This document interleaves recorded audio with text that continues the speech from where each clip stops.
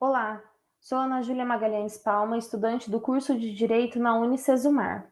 O presente trabalho irá tratar da Lei de Falência, a flexibilização da recuperação judicial de empresas e suas alterações em época de pandemia. Falaremos da Lei 11.101 de 2005, sobre o crescimento econômico do Brasil e as necessidades da adequação das leis.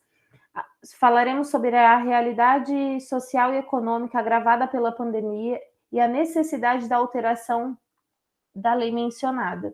Com isso, trago uma problemática. Quais foram as principais flexibilizações ocorridas na referida lei em tempos normais e posteriormente em época de pandemia?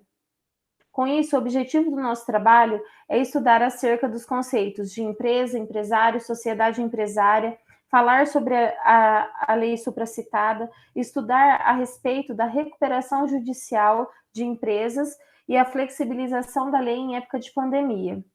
Empresa. Na legislação vigente, não existe um conceito de empresa, somente de empresário. Este conceito está elencado no artigo 966 do Código Civil, que dispõe que empresário é aquele que exerce de maneira profissional a atividade financeira organizada para a produção ou circulação de bens ou de serviços. Portanto, empresa é a atividade que possui tais características. A sociedade empresária está elencada no artigo 982 do Código Civil, que é aquela que tem por objeto o exercício da atividade própria de empresário sujeito e as demais. A falência teve origem na Idade Média, quando o feudalismo prevalecia. Falência vem do termo latim falere, que significa faltar. Segundo Oliveira, falência trata-se da condição daquele que, tendo recebido uma prestação a crédito, não possua condições para a execução da contraprestação. Processo falimentar mundial. É um debate ocidental sobre as técnicas de recuperação empresarial. Contudo, foi o direito italiano que refletiu na legislação brasileira sobre o processo falimentar.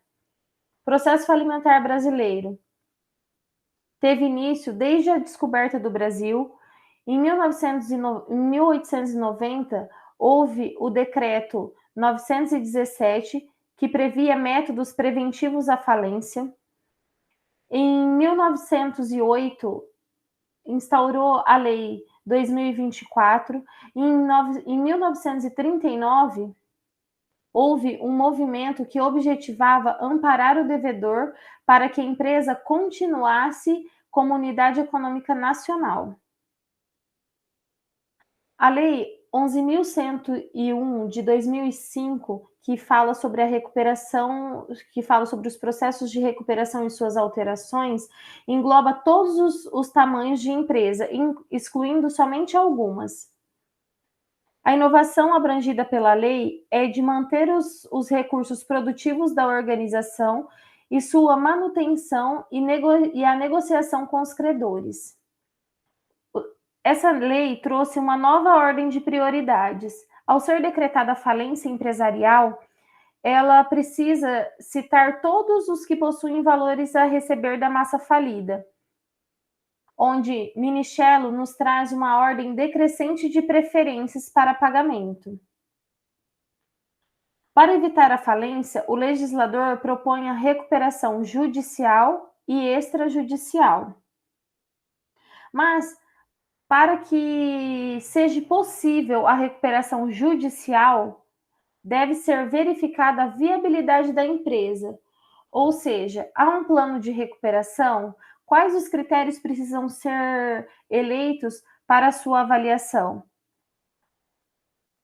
Aqui trago uma tabela ilustrando as principais alterações do decreto de 1600, o decreto de número 7.661 de 45, comparado com a lei 11.101 de 2005. Recuperação judicial.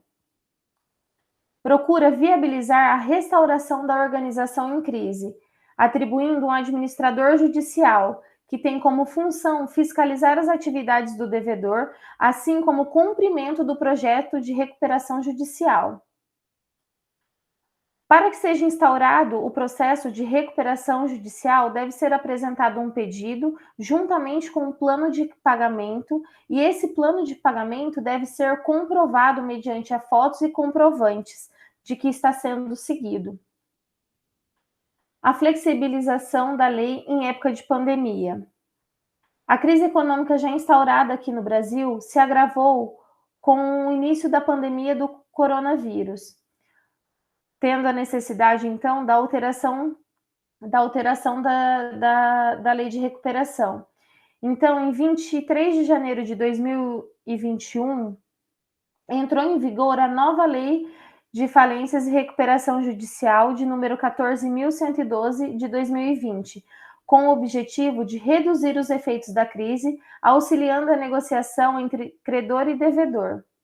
Assim, concluímos que a Lei 11.101 de 2005 tratava sobre a maneira como a empresa deveria se portar ao declarar falência. Com o Covid-19, houve a necessidade da alteração dessa lei de maneira indispensável. Portanto, o processo de recuperação judicial precisa se adaptar às condições de anormalidades que estamos vivendo, a pandemia do Covid-19. Aqui deixo minhas referências, onde pesquisei para dar embasamento teórico a este trabalho. Deixo aqui meus agradecimentos. Muito obrigada.